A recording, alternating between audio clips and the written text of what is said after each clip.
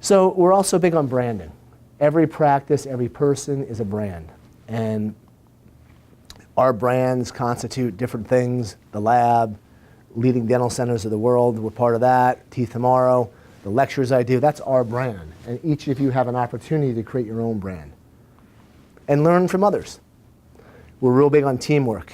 I respect every single person in the office and the lab. The person who's pouring up models is equally as important as the person who's putting porcelain on the patelle, because that step is as needed. So I don't disclude any of the steps. Anybody in this office has total respect from everybody else. We're really big on teamwork, and I think that's important. We emulate people like John Wooden. You know, he won the NCAA championship in basketball for 10 years. You know, he's doing something right. And his principles were based on a holistic view of his team, so that they had skills of team spirit, friendship, enthusiasm, cooperation, self-control.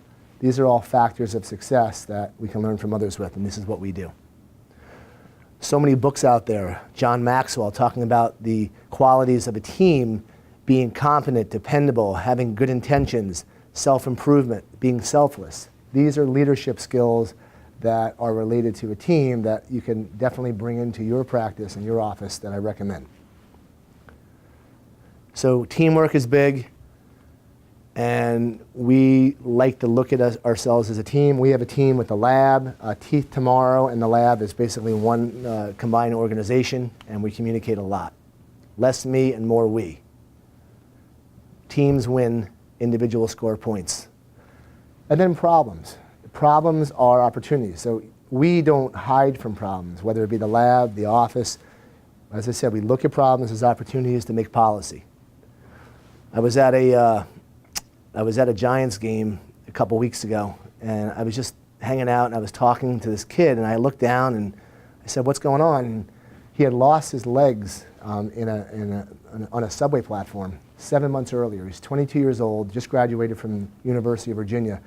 And he had the best attitude. I mean, he was talking about going to the game, talking about training. He just trained this past weekend for a race, 22, 7 months out, and the kid is just on fire. He'll be here for my next Teeth Tomorrow training. Because when I talk about problems, I want people like this to get up and say, listen, problems are opportunities, and it's not kicking him down. So I like being around people that take opportunities when they can. So Sam's now a friend of mine. I took him to a Jack Canfield seminar, and I've kind of adapted him to just, he helps me, I help him. There was a reason we met. My wife asked me why I wasn't smiling, because I was just like in shock. And his dad was there, just a really good energy. And I like to surround myself with people with good energies. So problems are only problems if you see them as that. I see them as opportunities to create solutions towards goals. So you have to have goals to really be able to handle problems, otherwise you become the problem. So I'm about the goal. The problem is there. My goal is constant. The problems will change. I use them. And then I create SOPs. So I'm just sharing with you some of my philosophy as how I run, my businesses and how that works. You have to be open-minded. We're real big on communication, because when you have a team, you have to communicate. And we encourage engagement with all staff members, so everybody is contributing towards a common goal. No one in my organizations are not in tune with our goal of success. So we're about communication. We have scheduled meetings. We talk about how they feel about things with engagement, and we have a lot of dialogue. We have weekly meetings, daily meetings, monthly meetings, and everybody realizes everybody is needed, but no one is necessary. We're not going to sacrifice someone out of fear because we're afraid to lose them. If they're on board, they're on board. If they're not, they're not. It's as simple as that. So when you have a vision and you have a team, you need to brand it. And what branding is, and Jeremy Ellenbogen's team has been part of this, is taking your vision and associating your brand with everything that's consistent. And I'm talking about fonts, logo, messages, colors. It has to be a vision that's translated in a constant way. So this is one of our brands. This is Teeth Tomorrow. It's a national franchise. I'll be talking about this in a minute. Protau has been a brand that we've kind of brought along over the last 4 or 5 years. So ads like this is a choice. We don't do sales like this. We don't do this type of thing. We have more of a brand of it's just different. We try not to do things like this. I respect anybody that does, but that's just not our brand. And we look at other brands and we kind of copy it.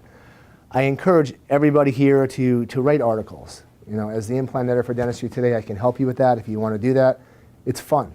It's it takes a couple days. It's really fun. You have a question, Joanna, at all? Or? No, I just want to know that I'm going to need your guidance on that. Yeah, I'd be glad to help you. Yeah, I love mentoring people. I mean, AID. I've been blessed to have written over 40 articles. I enjoy doing it. You take a case, you take a concept, you share it with your colleagues. And I think that's an important part of being successful, is to share your information and befriend others and join the community of sharing. It's good. It's good energy. I've been blessed to have great friends like Scott Gans. We've co-authored articles. I co-authored an article with Carl Misch one day years ago, and it's fun. So I encourage that. Lecturing is fun. Here's Scott and I on the cover. And make yourself an expert. Everybody can do that, you know. Just work hard at it and do what you enjoy. So I believe that everything that we do as human beings should be done with passion. I have a lot of passion for implants. When I left Misch, that was 16, 17 years ago. When I left there, I was emotional because I knew this was going to rock my world and change a lot of lives, and it has. And I've had so much passion for this. And I've set goals, and I basically see goals as though they've already happened. I work backwards. I live in the end result, in the moment, and make choices subconsciously and consciously. And I believe by doing that, you kind of attract energy to manifest these things. I'm not making this up. This is not religion. I believe this is the way life kind of works. And I think everybody has this in them if they understand these principles, and there's a lot of books out there that bring this out. So I paint a canvas in my mind of how I want my life to be, and I do my best to make that happen. That's how I live. And I really do believe that you have to have passion. Like, I have a real passion for this. I have real respect for the responsibility we have to change these patients' lives. I love every aspect of it. I love the problems. I love planning it. I love talking about it. So that's what you're seeing in me, is a true passion for this stuff. I'm not faking it. I think you can tell that. I'm real big on focus. Like, for instance, our lab now, we are focused on just providing this full arch solution. We're not doing any crown and bridge as of January 1st because we want to focus on this and be even better. So I love focus. I love concentrated focus. You know, the late Wayne Dyer talked about the power of intentions. The law of attraction, there's many books on this. Rhonda Byrne, The Secret to Power. Believe it as though you already have it. If you work backwards, what happens is when you have a vision in your mind and your soul that you've committed to, people, when you talk to them, they feel that vision. They just feel it. And there's no messing around. This is what I'm doing. Come along with me or not. I wish you the best if you don't want to, but you know, this is where I'm going. So I'm a big believer in that. Done a lot of leadership training, a lot of leadership reading. I'm real big on leadership principles because I think they can really help you as a dentist and as a person. Brian Tracy, a very prolific author. People with clear written down goals accomplish far more in a shorter period of time than people without them could ever imagine.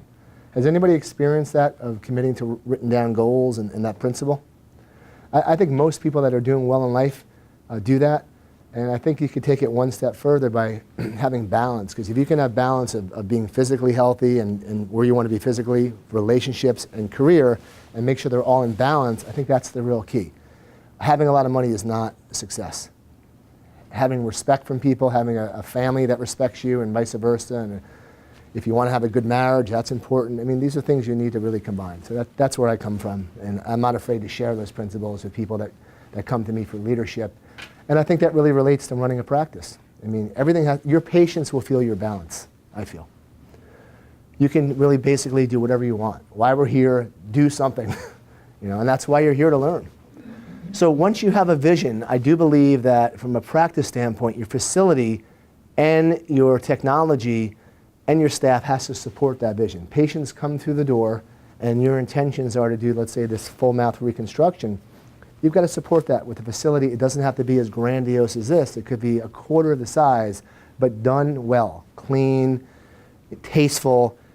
That helps translate sales of this $30,000 or whatever it is prosthesis to a patient. They feel like they're in the right place. We've all heard this, but I really do believe it's true.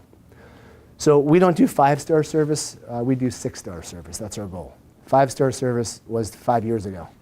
So we've gone to 6-star service. in the office and the lab. And you know, I've split the practice with Dr. Patch. She's a partner now, and she has Tischler Patch Dental. I have Tischler Implant Dentistry.